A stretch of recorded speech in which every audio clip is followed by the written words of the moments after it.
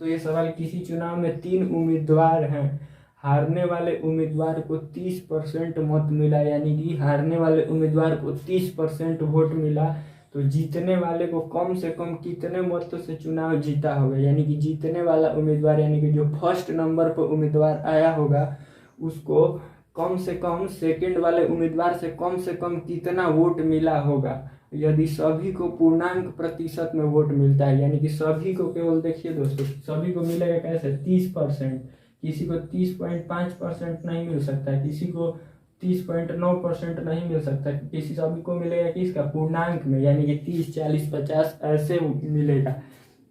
तो हमसे पूछा है कि जीतने वाला कम से कम कितने मतों से चुनाव जीता होगा। तो देखिए दोस्तों, यहाँ पर दोस्तों 2 केस बनेगा, जीता तो कोई एक होगा, तीनों में से कोई एक जीतेगा, और जो जीतेगा, और बाकी दोनों तो हारेंगे ही, कोई जीतेगा एक दोस्तों और बाकी दोनों तो हारेंगे ही, जो दूसरे स्थान पर आएगा वो भी हारेगा, जो तीसरे स्थान पर आएगा वो भी हारने वाला ही कहलाएगा, यानी कि जीतेगा केवल एक। तो यहाँ पर केस दो केस बनेंगे। एक केस में क्या होगा, जो दूसरे स्थान पर आया है उसको 30% वोट मिलेगा, और जो दूसरे केस में जो तीसरे स्थान पर आया है उसको 30% वोट मिलेगा, क्योंकि हमको तो मालूम, हम क्वेश्चन में केवल दिया है कि हारने वाले उम्मीदवार को 30% वोट मिला है, तो हारने वाले तो दोनों हैं, जो सेकंड स्थान पर आया है वो भी हारने वाला ही है, जो तीसरे स्थान पर आया है वो भी हारने वाला है। तो हम कैसे पता करेंगे, तो यहाँ पर 2 केस बनेगा, और जिस केस में दोस्तों पहले स्थान पर आए उम्मीदवार और दूसरे स्थान पर आए उम्मीदवार में कम से कम का अंतर होगा, तो वही केस हम मानेंगे। क्यों, क्योंकि देखिए जीतने वाला कम से कम कितने मतों से चुनाव, यानी कि पहले उम्मीदवार, जो फर्स्ट पर आएगा उम्मीदवार और जो सेकंड पर आएगा उम्मीदवार, उन दोनों में हमको कम से कम अंतर रखना है, वही हमारा सही होगा केस। तो देखिए दोस्तों हम कैसे इसको बनाते हैं।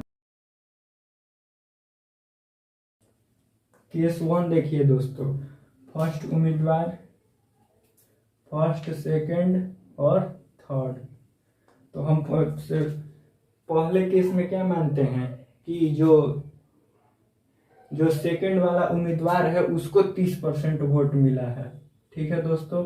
तो जो थर्ड वाला उम्मीदवार है उसको कितना मिलेगा, 30% से कम ही तो वोट मिलेगा, तबे ना वो तीसरे स्थान पर आएगा दोस्तों। तो हम मान लीजिए कि उसको 20% मिला, 25% मिला, कुछ भी माने, लेकिन हमको मानते समय ये देखना है दोस्तों कि पहले स्थान पर आए उम्मीदवार और दूसरे स्थान पर आए उम्मीदवार में कम से कम अंतर रखना है। अगर यहाँ पर हम 20 रख लें तो यहाँ पर क्या हो जाएगा 50%, अगर यहाँ पर हम 25 रख लें तो यहाँ पर क्या हो जाएगा 25, 30, 45%, लेकिन अगर यहाँ पर हम 29% रखें तो यहाँ पर क्या आ जाएगा 41%, यानी कि सबसे कम 41% और 30% ही आएगा। क्यों, क्योंकि 30 से 29 से तो अधिक नहीं हो, 29.5 तो हो नहीं सकता है, यानी कि कम से कम कब अंतर आएगा, जब हम इसको 29% रखेंगे तब, और हमको कम से कम अंतर ही लाना है पहले और दूसरे में। तो देखिए कम से कम अंतर, और बाकी कुछ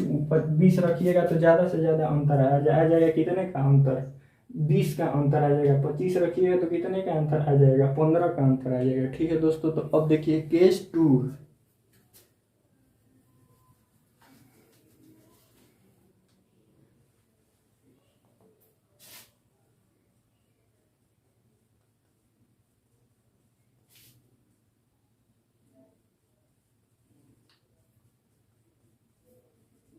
इसमें दोस्तों हम मानते हैं कि तीसरे वाले उम्मीदवार को 30% वोट मिला है।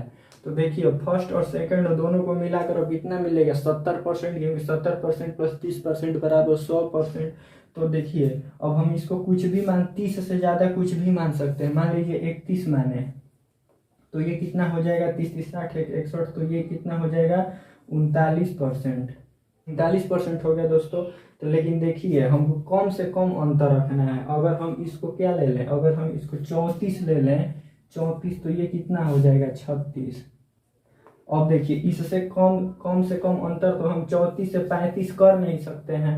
क्यों, क्योंकि 35, 35 तो बराबर हो जाएगा, तो जीतेगा ये कैसे, 35, 35 बराबर हो जाएगा, तो कम से कम अंतर लाने के लिए हमको कितना करना पड़ेगा 34%, 36%। तो देखिए दोस्तों पहले जो फर्स्ट स्थान पर उम्मीदवार आया और जो सेकंड स्थान पर उम्मीदवार आया, कम से कम अंतर कहाँ पर है, यहाँ पर कितने का अंतर है 11%, यहाँ पर कितने का अंतर है 2%। तो हमारा केस कौन सही है, ये सही है। ठीक है, हमसे बोला भी है कि जीतने वाला उम्मीदवार हारने वाले से कम कितने मतों से चुनाव जीता होगा, तो यही है कम से कम 2%। इंग्लिश में भी क्वेश्चन पढ़ लीजिए, देखिए लिखा है what would be the minimum absolute margin of vote by the winning candidate lead by the nearest rival, यानी कि जो विनिंग कैंडिडेट हो नियरेस्ट राइवल, यानी कि विनिंग कैंडिडेट अपने नियरेस्ट यानी कि सबसे नजदीक के प्रतिद्वंदी से सबसे कम वोट किस केस में लाया है, तो इसमें लाया है 11%, इसमें लाया है 2%।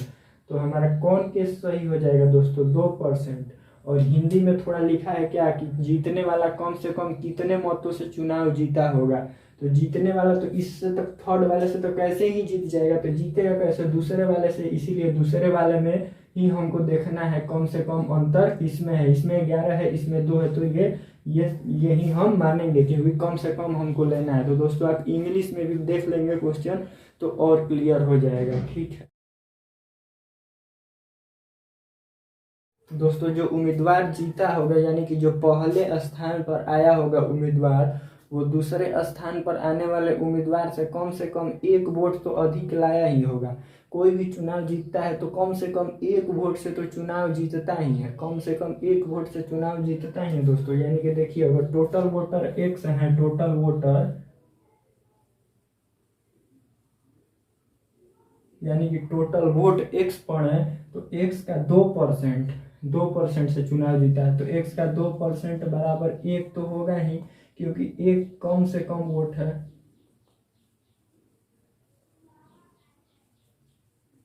और कोई एक से मतलब कि कोई आधा वोट से चुनाव थोड़े जीतता है, 0.9 वोट से थोड़े चुनाव जीतता है, कम से कम 1 वोट से ही चुनाव जीतेगा। तो देखिए दोस्तों